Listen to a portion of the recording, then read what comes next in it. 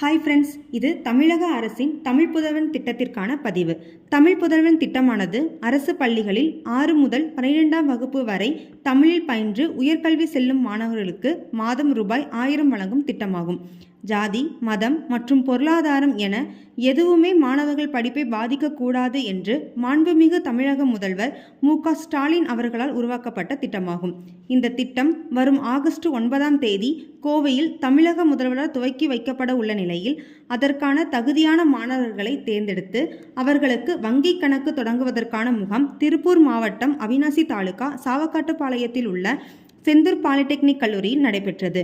முகாமில் திருப்பூர் மாவட்ட sub collector செல்வி சௌமியா ஆனந்த் கலந்து கொண்டு திட்டப்பணிகளை ஆய்வு செய்து மாணவர்களுக்கிடையே கலந்துரையாடினார். தமிழ் புதல்வன் திட்டத்தின் நோக்கம் என்ன, இதற்கான தகுதியான மாணவர்கள் யார் யார், படிக்கும்போது மாணவர்கள் எப்படி இருக்க வேண்டும் என்பது பற்றி எடுத்துரைத்தார். மேலும் பாலிடெக்னிக் கல்லூரியில் பயிலும் மாணவ மாணவிகளின் வேலை வாய்ப்பு மற்றும் தொழில் தொடங்கும் வாய்ப்பு, உயர்கல்வி பற்றி கல்லூரி முதல்வர் பேராசிரியர் அருண்ராஜன் அவர்களிடம் கேட்டறிந்தார். இறுதியாக மாணவர்களிடம் அவர்களுக்கு தேவையான அனைத்து உதவிகளையும் செய்ய தயாராக இருப்பதாக கூறினார். முகாமில் அவிநாசி தாசில்தார் திரு மோகனன், வருவாய் ஆய்வாளர் திருமதி சசிகலா ஆகியோரும் கலந்து கொண்டனர். மாணவர்களின் கல்வி தொடர தமிழக அரசால் தொடங்கப்பட்ட இத்திட்டம் உரிய நேரத்தில் உரிய மாணவர்களுக்கு சென்றடைய வேண்டும் என்பதே அனைவரின் எண்ணமாகும். மீண்டும் ஒரு நல்ல பதிவில் சந்திப்போம். நன்றி.